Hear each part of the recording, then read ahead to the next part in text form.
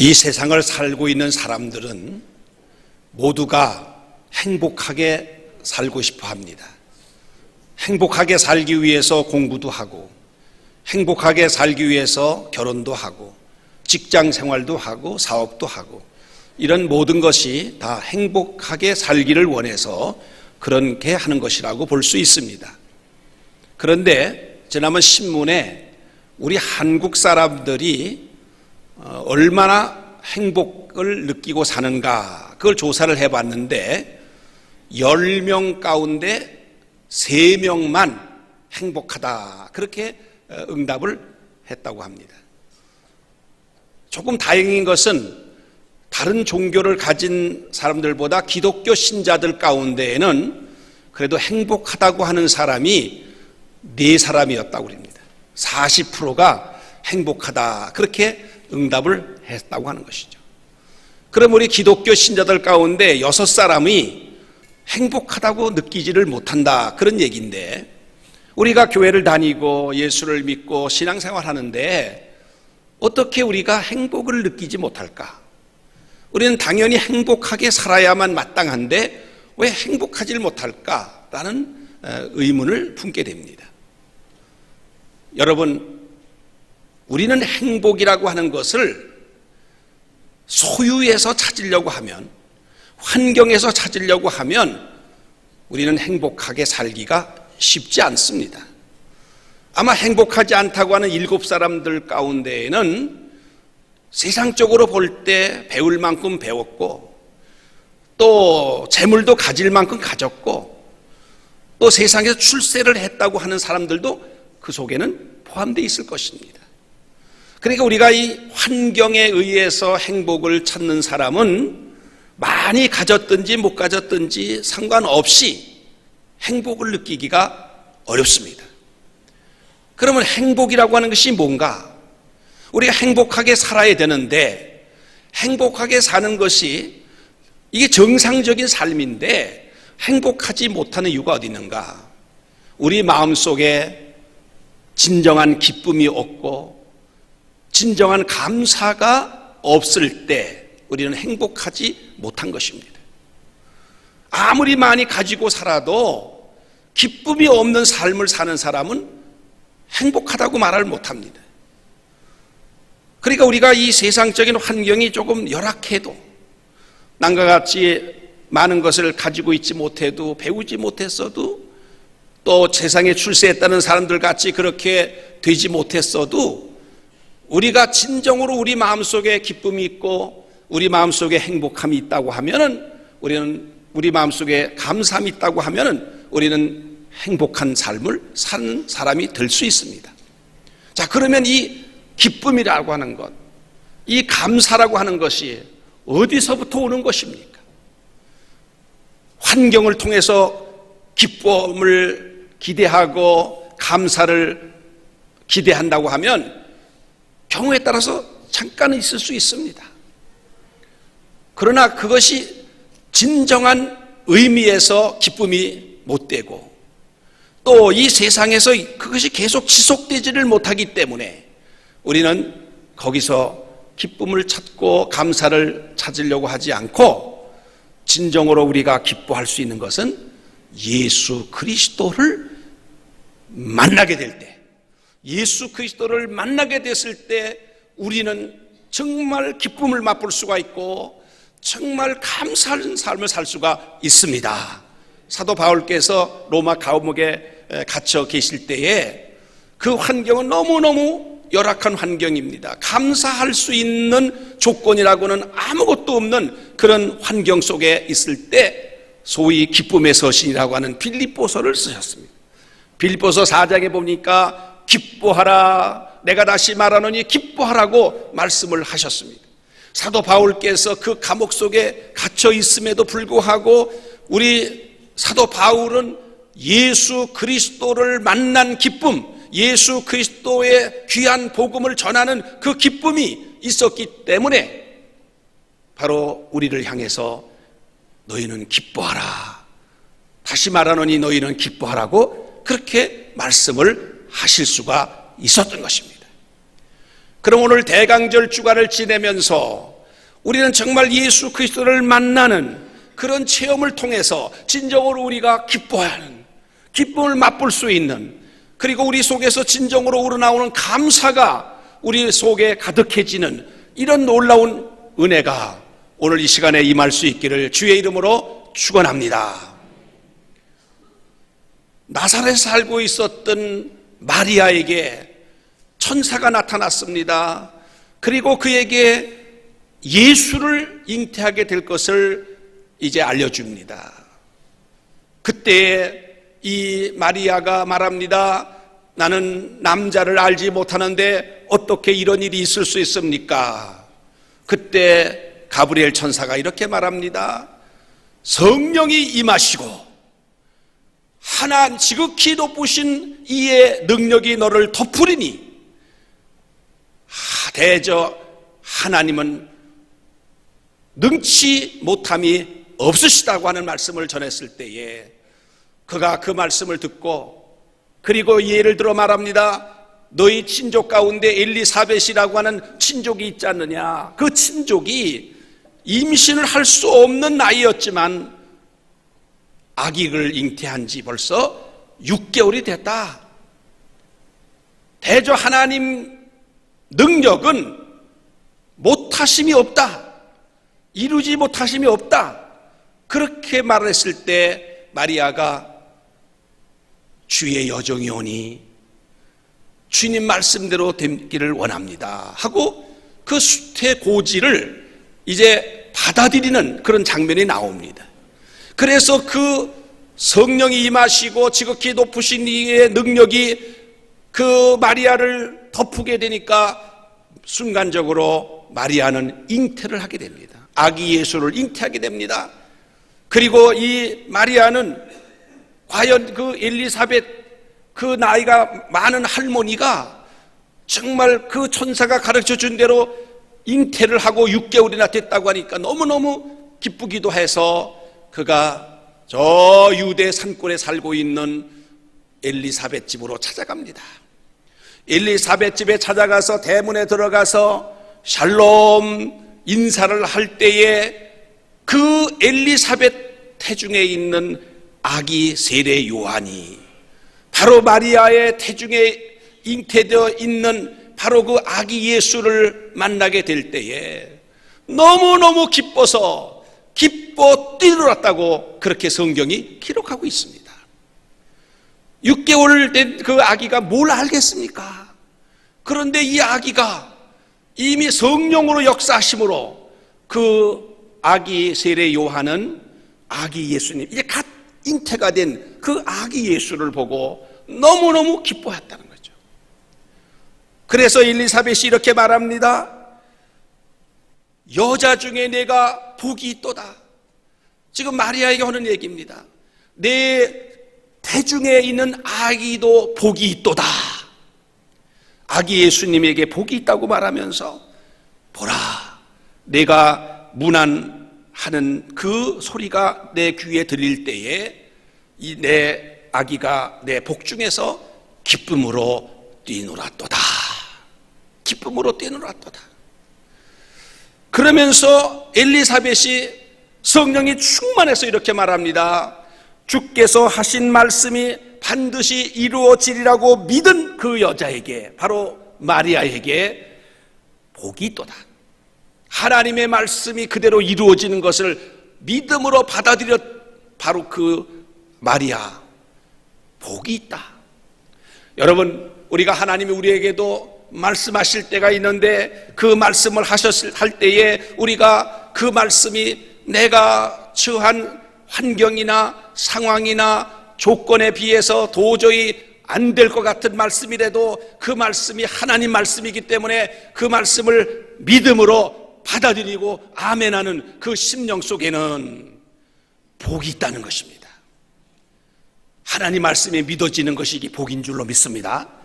하나님 말씀을 들을 때 그게 과연 될까 의심하게 되지 말고 여러분은 언제나 하나님 말씀하시면 아멘으로 받아들이시기를 주의 이름으로 축원합니다. 그렇습니다. 세례 요한은 이 세상에 온 목적이 장차 나타나실 메시아를 전하기 위해서 먼저 태어났습니다. 이 세례 요한은 자기 사명을 누구보다도 잘 알고 있었습니다. 세례 요한은 예수님을 보면서 사람들에게 외쳤습니다. 보라, 세상 죄를 지고 가는 하나님의 어린 양이로다. 보라, 세상 죄를 지고 가는 하나님의 어린 양이로다. 예수님을 그렇게 말하면서 나는 저분을 신들매도 풀 수 없는 그런 나의, 그러면서 이렇게 말합니다. 저는 흥하여 되겠고 나는 쇠하여 되리라. 지금 세례 요한에게 많은 사람들이 와 세례를 받고 또 많은 사람들이 몰려들었습니다. 세례 요한의 제자들도 많이 들었습니다. 그런데 예수님이 본격적으로 공생애를 시작하자마자 점점 사람들이 예수님에게로 몰려가기 시작했습니다. 이 세례 요한의 제자들도 예수님에게 가서 제자가 되는 사람들이 생겼습니다. 그러니까 남아있는 제자들이 세례 요한에게 말합니다. 선생님, 점점 저 사람에게로 사람이 갑니다. 저 예수에게로 사람들이 가서 세례를 받습니다 하면서 약간 질투심이 담긴 말을 할 때에 세례 요한은 결코 질투하지 않았습니다. 그게 맞는 것이다. 저 예수는 점점 흥해야 되겠고 나 세례 요한은 점점 쇠해야 되거든. 내 존재는 저 예수 그리스도를 증거하는 그것이 나의 사명이고 목적이기 때문에 나는 그 목적만 달성하면 된다. 이렇게 그는 말했던 것입니다. 이렇게 사명을 깨달은 사람은 정말 행복한 사람인 것입니다.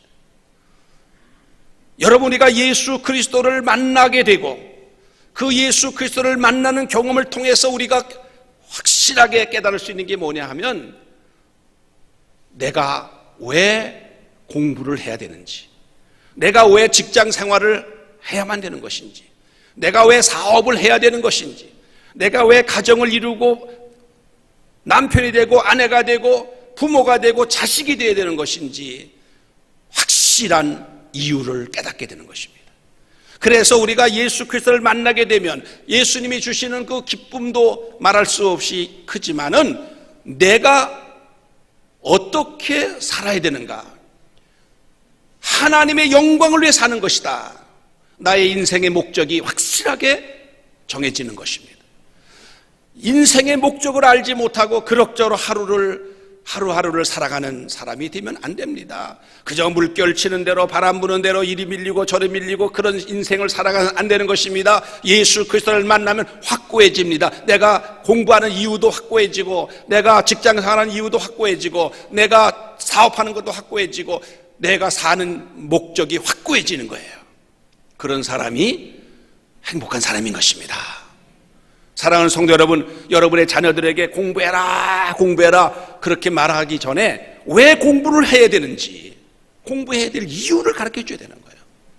공부해야 될 확실한 이유만 깨달으면 그 자녀는 공부하라는 말 하지 않아도 스스로 하게 돼 있어요. 스스로 공부하게 돼 있습니다. 여러분의 자녀들에게 예수님 만나게 해줘야 됩니다. 그리고 예수님을 통해서 내가 인생을 어떻게 살아갈 것인가, 인생의 목적을 자녀들이 깨달을 수 있게 해주면 여러분 자녀들은 아마 여러분들이 상상 이상으로 잘 될 줄로 믿습니다. 예수 그리스도를 만나면 그 인간 인격이 달라지는 것입니다. 인격적인 예수님을 만나게 됐을 때 그 사람의 삶이 달라지는 것입니다. 예수 만나기 전에는 육의 사람이었습니다. 이 세상 믿지 않는 사람과 똑같이 세상 그 모든 사람들이 추구하는 인생관을 가지고 그렇게 살아갈 수밖에 없는데 예수님을 만나면 그 순간부터 영의 사람으로 바뀌어지는 거예요. 그래서 우리가 이 육의 사람으로 머물러 있으면 행복하게 살아가기가 어렵습니다. 그러나 영의 사람으로 바뀌게 되면 그때는 행복해지는 겁니다. 기쁨이 오는 것입니다. 감사가 샘솟하는 것입니다. 그래서 우리 모두는 영의 사람이 되어야 될 줄로 믿습니다. 성령을 받으시기 바랍니다. 영의 사람이 되시길 바랍니다. 사도 바울이 예수님 만나기 전에는 사울이라는 청년이었습니다.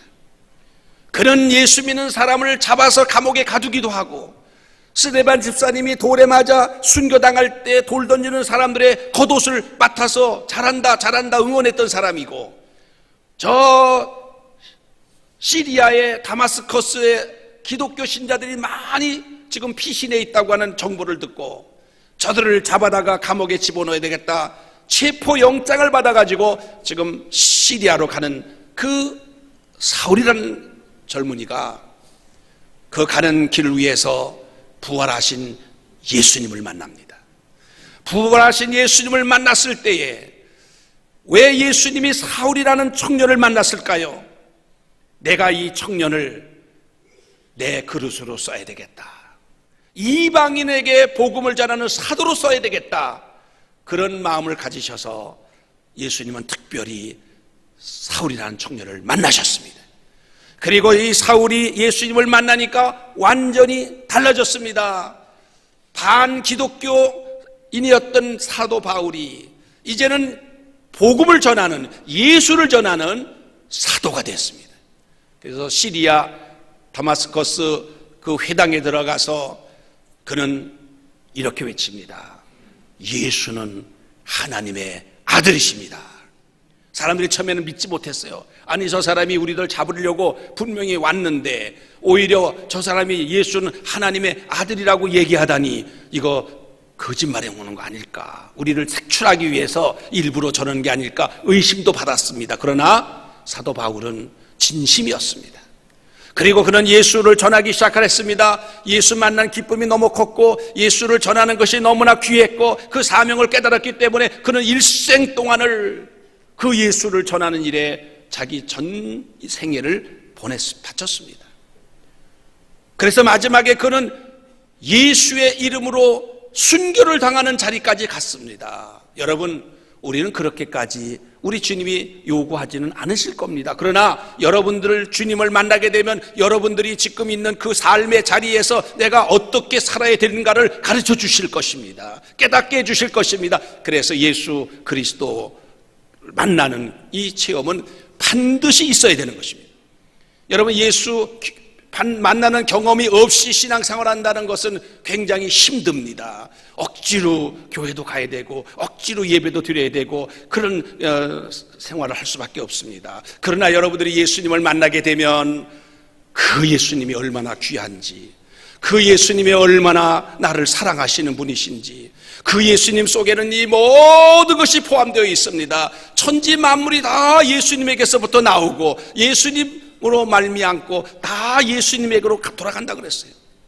그러니까 예수 그리스도를 믿는다는 것이 얼마나 귀한 일인가를 우리는 깨닫게 되는 것입니다. 그러면 정말 내 일생일대에서 예수님 만난 것보다 더 큰 축복은 없습니다. 김진규 감독이라고 하는 분이 드로잉 쇼를 통해서 하나님 복음을 전하는 그 일을 하고 있는데, 제가 지난번에 그 동영상을 통해서 그 간증을 한번 틀어드렸습니다만은 아마 많은 분들이 그 동영상을 못 보신 분들 계실 겁니다. 그 김진규라고 하는 사람은 어떤 사람입니까? 아주 정말 안티 크리스찬으로서 그 소위 인터넷에다가 기독교를 그냥 비방하고 기독교를 깎아내리는 그런 댓글을 쓰는, 악성 댓글을 쓰는 아주 그 일의 열성분자였습니다. 이 김진규라고 하는 사람은 이 땅에 교회는 없어져야 된다 그렇게 주장을 했어요. 그리고 기독교를 개독교라고 그러고, 그리고 목사 장로들을 막 비판하고, 어디서 교회에서 좋지 못한 일들만 들춰가지고 막 그걸 갖다가 침소봉대가지고 교회가 다 그런 것처럼 그렇게 악선전을 하고, 정말 기독교가 자기에는 완전히 없어져야 될 종교라고 생각하고 그렇게 극각스럽게 반기독교 운동을 했던 사람이 바로 김진규라는 사람이었어요. 그런데 그가 공황장애에 걸렸어요. 그래가지고 이제 우울증이 왔어요. 그래서 이제는 자살을 하려고 몇 번 시도도 하고 이랬던 사람이 예수를 만나게 됩니다.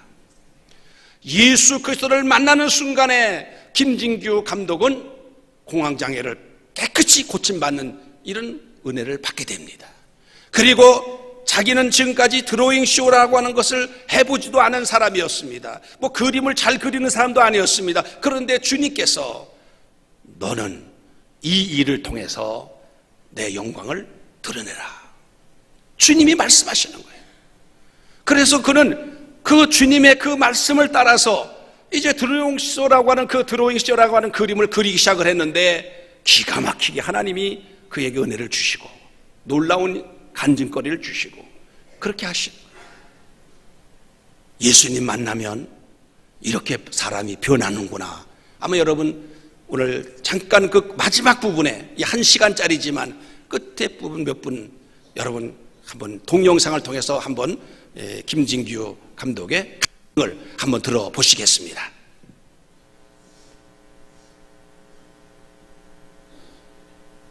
너는 내가 골고다 언덕을 오를 때 어땠는 줄 아니? 그러셨습니다. 공연을 만들 때 일이었어요.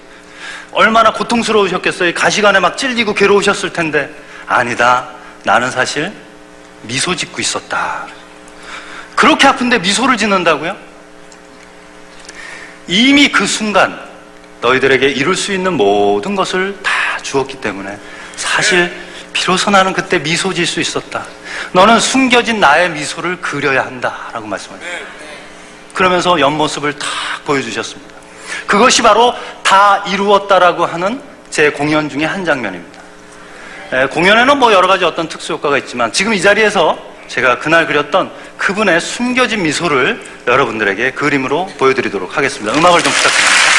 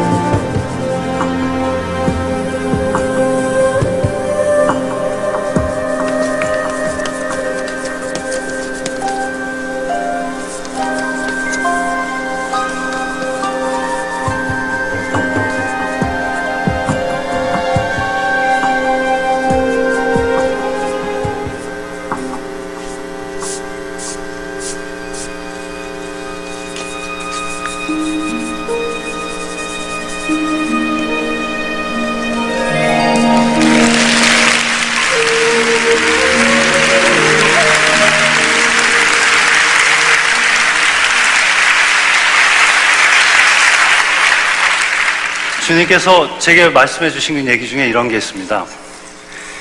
물고기가 물 속에서 목말라 한답니다.